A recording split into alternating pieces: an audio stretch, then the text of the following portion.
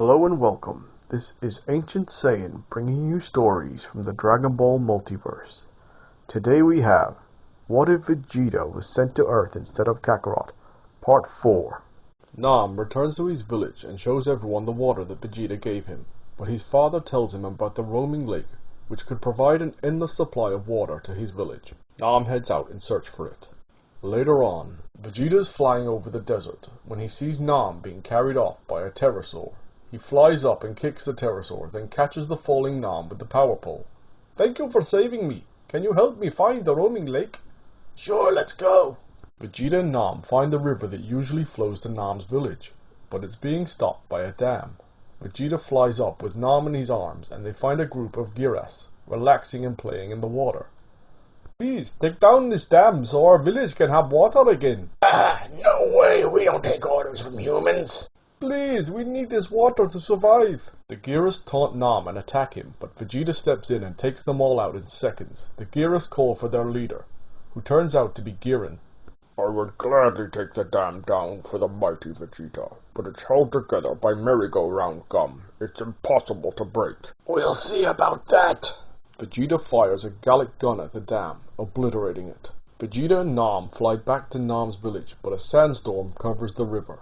When they arrive, Vegeta sees something in the distance. It's the roaming lake. The villagers celebrate and Vegeta bids them farewell before continuing on his journey. A while later, Vegeta is bathing in an oasis. He closes his eyes and takes a deep breath, enjoying the serene surroundings. Suddenly, he hears rustling noises behind him. He turns around to find a young thief stealing all of his clothes, his power pole, and the dragon radar. Hey, what do you think you're doing? The thief runs away with all of Vegeta's belongings. Vegeta tries to catch him, but the thick vegetation makes it difficult. He calls out, "Power pole, extend!" The power pole stretches high into the sky, scaring the thief, who drops everything except the dragon radar and runs away. Vegeta collects his things and gets dressed. He notices that the dragon radar is missing and flies off to find the thief. The thief enters a pawn shop and sells the dragon radar. Neither he nor the owner knows what it truly is. Later, Emperor Pilaf enters the same shop, having tracked a Dragon Ball to that location. The pawn shop owner says he has one and sells Pilaf the 4-star Dragon Ball.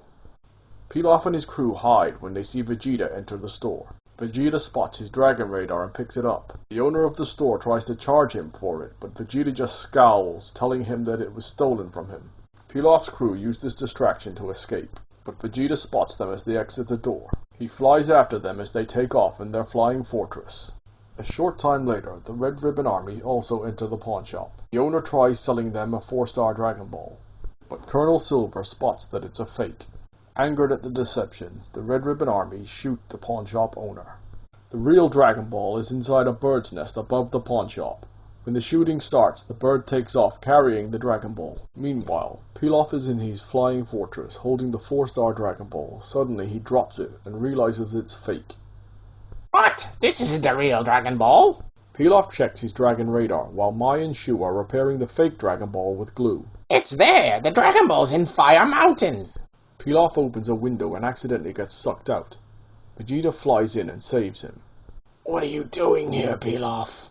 Just out for a ride, not trying to steal Dragon Balls or anything. Here, we found this. Take it, please. Shu tries to hand Vegeta the fake Dragon Ball to make him leave, but it drops and smashes. A fake? You three are weird. Vegeta flies off. Meanwhile, at Fire Mountain, Chi-Chi speaks to a fortune teller and learns that Vegeta is coming. She assumes this means that Vegeta is willing to marry her. She informs her father, and the Ox King decides to hold a huge banquet. Ox King is out hunting for food for the banquet. He spots the bird that's carrying the Dragon Ball, but before he can capture it, it's eaten by a giant pterosaur. "Hey, that's my dinner!" Ox King knocks out the pterosaur and decides to roast it for the banquet. Pilaf overhears that they're expecting Vegeta to turn up, so he decides to send Shu in disguise to steal the Dragon Ball from Fire Mountain. Meanwhile, Vegeta stops at an apple tree to grab a snack and notices Chi-Chi picking flowers in a nearby field. Huh? What's she doing here? At that moment, the Red Ribbon Army, led by Colonel Silver, suddenly attacks the village. The Ox King tries to fight back, but is no match for their onslaught of tanks and weaponry. He gets captured. During the distraction, Shu steals the Dragon Ball from inside the pterosaur and escapes. Vegeta and Chi-Chi notice the smoke coming from the village and rush there. Colonel Silver notices the flying fortress leaving the area. He takes half his soldiers and decides to follow it. Pilaf and the Red Ribbon Army engage in aerial warfare, and eventually Pilaf's fortress is shot down, crashing into the desert. At that moment, Vegeta and Chi-Chi arrive at the village and take out the remaining soldiers. Vegeta checks his dragon radar and immediately flies away, leaving Chi-Chi feeling upset. When Vegeta arrives at the now downed fortress, it is surrounded by Red Ribbon soldiers. Vegeta flies in the window and demands that Pilaf hand over the Dragon Ball. Pilaf does as he's told, and begs Vegeta not to kill him. Vegeta smirks and turns to leave. But just then, the Red Ribbon Army start firing rockets at the fortress. Vegeta grabs the Pilaf gang and carries them out of the exploding fortress. They land in front of Colonel Silver. Silver demands that Vegeta hand him the Dragon Ball. Vegeta smirks and says, You and what army? Before rapidly taking out every soldier under Silver's command. When Colonel Silver turns around, his soldiers all collapse.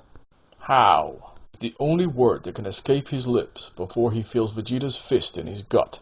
Silver falls to the ground and Vegeta flies off, telling Pilaf and his gang to stay out of his way. Later on, at the Red Ribbon Army base, Colonel Silver is fighting 4 professional boxers. He easily defeats them all and demands more soldiers to fight against. Soon the gym is filled with unconscious Red Ribbon soldiers. Colonel Silver is ordered to report to Commander Red's office. Silver explains his failure, and Red sicks his cat on him, threatening his life if he fails again. He gives Silver one more chance before dismissing him. Vegeta is tracking a moving Dragon Ball on the radar. He finds lots of Red Ribbon Army soldiers in the area. Suddenly, a group of soldiers start shooting at monkeys, as one of the monkeys seems to have possession of the Dragon Ball. Vegeta takes down the soldiers one by one. Colonel Silver spots a baby monkey holding the Dragon Ball. He shoots the branch they're on, and they fall. Vegeta catches them, but the Dragon Ball falls into the river and floats away. Silver escapes as he sees Vegeta's rage. Further down the river, the Red Ribbon soldiers are searching for the Dragon Ball. They discuss how it could take weeks to find it. But just then, Vegeta flies past them with the Dragon Radar in hand, and finds the Dragon Ball in seconds. The soldiers attack Vegeta, but he easily defeats them. Colonel Silver shoots a rocket at Vegeta from behind, but Vegeta quickly gets back up and launches a relentless attack on Silver, leaving him bloody and battered. Vegeta checks the Dragon Radar and then flies off to the north. A while later, Commander Red is informed of Silver's failure and demands to see him. Silver hobbles in on crutches with multiple broken bones. He pleads for another chance once he recovers. You won't be making a recovery.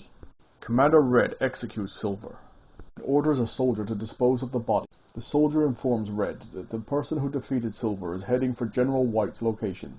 Commander Red instructs them to inform General White of the situation. Meanwhile, Vegeta is flying over a snowy terrain. The cold becomes too much for him, and he crashes into the ground, falling unconscious in the snow. A mysterious girl finds him and drags him back to her home. Red Ribbon soldiers arrive at the place where Vegeta crashed. When they can't find him, they decide to follow the tracks back to the village. A while later, Vegeta slowly opens his eyes, finding himself in a bed. The young girl, Suno, who saved him, smiles in relief. You're okay. Vegeta sits up in bed, looking at Suno. You saved me. Suno nods, pleased. I am in your debt. Vegeta bows his head in gratitude. Suno's mother asks Vegeta what he was doing out there. I was looking for the Dragon Balls. Suno and her mother exchange worried glances. Are you a member of the Red Ribbon Army? They're the nuisances that keep getting in my way. I would never work with people like that. The Red Ribbon soldiers have reached the village. They're going door to door, harassing the locals in search of Vegeta. They knock on Suno's house, and when her mother answers, they burst in, demanding information about a strange boy with a tail.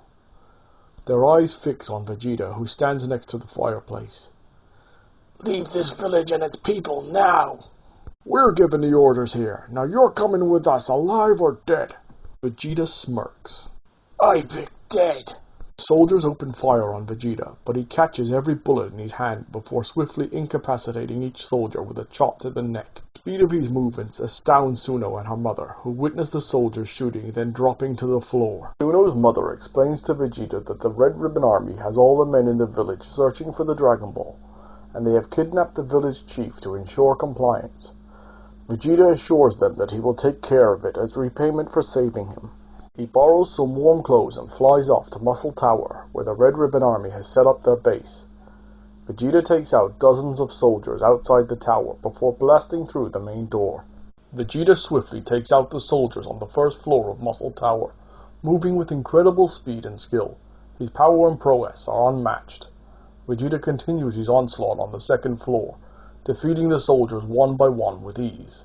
His movements are precise and deadly.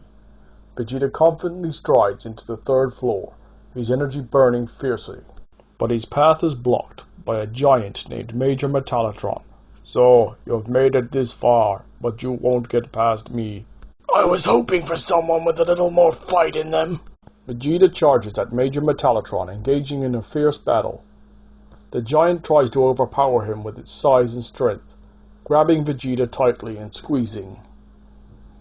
You underestimate me. Vegeta's power surges, and with a burst of energy, he breaks free from Major Metallotron's grip. Now it's my turn. Vegeta delivers a devastating kick to Major Metallotron's head, launching it clean off its body. He walks past his fallen opponent, thinking the battle is won. Too easy. But just as Vegeta is about to proceed to the next floor, he's caught off guard by a rocket blast from behind. He turns to see Major Metallotron, who has reconnected his head. You dare attack me from behind? Vegeta's anger intensifies as he stands back up, his power radiating around him. You will pay for that! Vegeta charges up energy in his hands, forming a massive Gallic gun. He releases the powerful energy blast directed at Major Metallotron. The blast hits its target with incredible force, obliterating the android and causing a massive explosion. That's what happens when you mess with me. Vegeta steps onto the fourth floor of Muscle Tower, ready for whatever challenge lies ahead. He looks around, scanning the room. This is where it gets interesting. Suddenly, Murasaki, a skilled ninja, appears before Vegeta, a sinister grin on his face. Welcome, welcome. You have stumbled into my little game. But can you keep up with Murasaki? I've dealt with tougher opponents than you. Murasaki's smirk widens as he throws a smoke bomb, enveloping the room in a dense cloud of smoke. Vegeta's vision is obscured. Show yourself! Vegeta is attacked from multiple angles in rapid succession by his unseen assailant. Is this the best you've got? Murasaki, hidden within the shadows, watches with confidence, thinking he has the upper hand. You can't keep up. You are too slow. Ha ha ha! You think you have a speed advantage? Let me show you what true speed is. Vegeta closes his eyes and focuses, honing his senses to detect the movements of his enemies. So, there are 5 of you. Surprised that their number has been revealed, the 5 Murasaki brothers emerge from their concealed positions, surrounding Vegeta. The Murasaki brothers, determined to defeat Vegeta, launch a coordinated attack. They strike from different angles, their movements synchronized. Vegeta, however, proves to be too agile, evading their every blow with calculated precision. Is this the best you could do? You'll have to try harder. One of the Murasaki brothers lunges at Vegeta, but he swiftly counters with a powerful back kick, sending the brother crashing into a nearby wall. Another Murasaki brother attempts to restrain Vegeta by throwing a chain at him, trying to wrap it around his body, but Vegeta sees through the plan and takes advantage of the situation. Vegeta starts spinning, wrapping the chain around his body, turning himself into a deadly tornado and smashing into the Murasaki brother, before shattering the chain completely. 2 of the remaining brothers charge at him simultaneously, hoping to overwhelm him, but Vegeta, undeterred, strikes them both with a forceful punch to the gut. The final brother realizes he's outmatched and quickly retreats, making his way to the 5th floor. Vegeta, determined to pursue him, follows closely behind. That's all for today. If you enjoyed this content, please like, share, comment, and subscribe. This has been Ancient Saiyan. Have a good day.